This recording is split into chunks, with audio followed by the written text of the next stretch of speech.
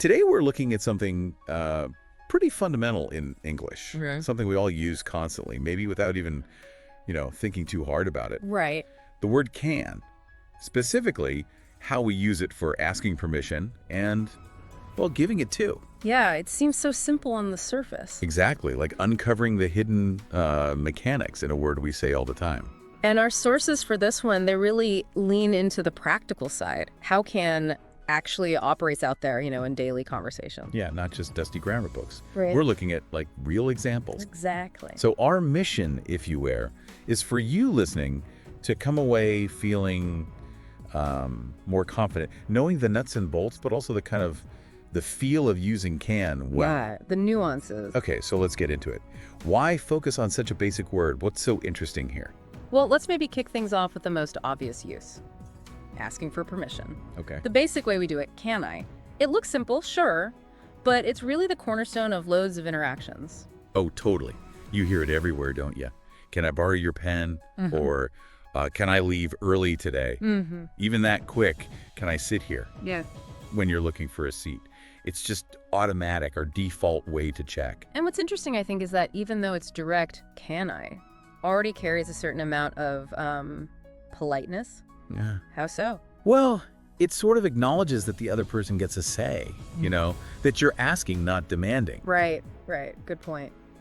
And our sources mention this too. There's a super easy way to dial up that politeness level. Let me guess. The magic word. You got it.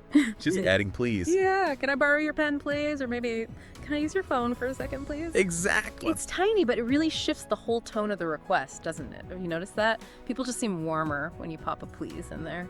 Definitely. Yeah. Makes a difference. And okay, so you asked your question. You're likely to get one of a few typical positive replies. Mhm. What do the sources say are common? Well, things like a simple, sure, go ahead. Okay, or just, yes, you can. Right. Or maybe a bit more enthusiastic, like, of course. Or, yeah, no problem. Gotcha. Those are the green lights, basically. The signs your request landed well. Precisely. Now let's flip the script. Let's think about when you're the one giving permission. Okay. The sources show this is often pretty direct too. No need to beat around the bush usually. Right. Seems straightforward. Phrases like, you can, Yeah. or sure you can, seem pretty standard. Mm-hmm. And maybe sometimes, yes, you may. Though that one can feel a little different. Yeah. Yes, you may. That sounds a bit more formal, doesn't it? Like Oh. maybe a teacher or a parent. It can, yeah. Yeah. Depends on the situation, the tone. But the examples we see are things like, you can take the book from the shelf. Sure, you can leave early today. Okay. Yes, you can join us for dinner. See?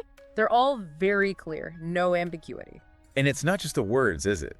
The sources also kind of remind us that how you say it matters. Oh, absolutely. A friendly, positive tone when you say, sure you can, makes the other person feel much more welcome than, a grudging tone. Definitely. It smooths the whole interaction. But of course, sometimes the answer isn't yes. Right. Sometimes you have to say no, which brings us to Can't. the negative form. Yep.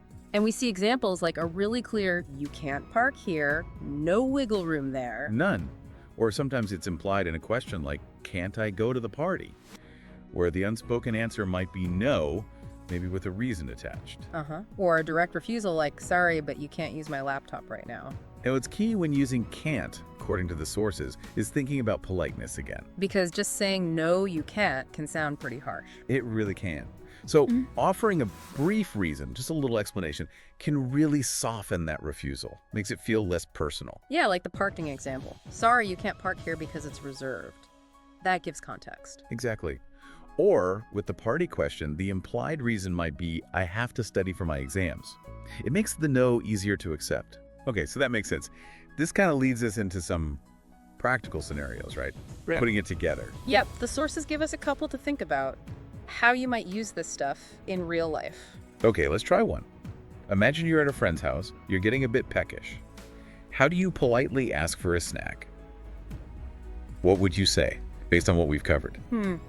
Well, using that core structure and adding politeness, maybe something like, can I have a snack, please? Sounds good. Uses can I, adds please. Nice and polite. Yeah. And the likely response, probably something like, Sure, you can take a snack, or yeah, help yourself. Something straightforward and friendly. okay. Scenario 2. You need to sort of manage someone else's behavior. Maybe someone's talking really loudly in a library. Ah, the classic library situation. How could you use can't there? Politely, but, effectively. You'd want to be clear but not aggressive. Maybe, excuse me, first, then you can't talk loudly in here. And maybe add that little reason we talked about. Good idea. Like, it's a quiet space. Or, this is a silent study area. It explains the rule. Right, so it's not just you being grumpy. Exactly. It depersonalizes it. Okay, so those are specific scenarios, but the sources also just list more general, everyday examples too. Yeah, stuff you probably say or hear all the time without thinking. Like, can I open the window? Yeah. Or, can I go to the movies tonight? That's a common kid-parent one. True. Or asking for help. Can you help me with this task? Yeah, all very standard requests using can. And the positive replies are just as common, just mirroring it back. Right. Yes, you can open the window. Sure, you can go to the movies tonight. Of course I can help you with that. It's quite a neat system, really. It is. But here's something else the sources brought up that I thought was quite interesting. Oh, yeah. What's that? That can isn't always strictly about asking for permission, like getting the okay to do something. Huh. How else is it used then? Well, think about making polite requests for someone else to do something. Okay, give me an example. Like, can you please pass me the salt? Right. You're not really asking permission for the salt to be passed. Exactly. You're just making a polite request for action. Or, can I ask you a question? Yeah, again, you're not really asking permission to ask. You're sort of signaling your intention politely before you launch into the question itself. Precisely. It's using the same word can, but in a slightly different functional way. Still about politeness and managing the interaction. Okay, that's a useful distinction.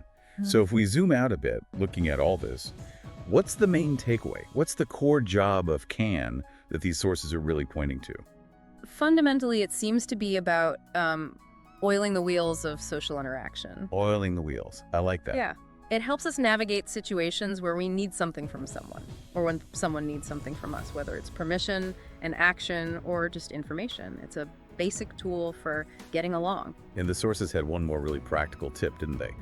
Something about making it all sound, well, natural. Ah, yes, the importance of tone. They really stress that. Because the words yes you can could sound welcoming or really sarcastic depending on how you say them. Exactly. Your tone of voice needs to match the situation and, the level of politeness you're aiming for. It's crucial for making the words land correctly. So for you listening, the bottom line is this little word can. It's kind of a powerhouse. It really is. It's your key to making requests, asking for things, giving the go-ahead. Just countless daily interactions in English. And the suggestion is really to just start noticing it more. Pay attention to how you use can, how others use it, how people respond. That kind of active listening and conscious practice can genuinely help you fine-tune how you communicate. It makes interactions smoother, more positive. It's more than just grammar rules, isn't it? It taps into, social skills. Definitely. It's about reading the room, being polite, being clear. Yeah. And mastering these seemingly simple bits of language, like using can effectively, it really can make a bigger difference than you might think. Yeah. In how you connect, how you're understood, maybe even the opportunities that come your way. Absolutely. It's foundational. It really makes you think, doesn't it?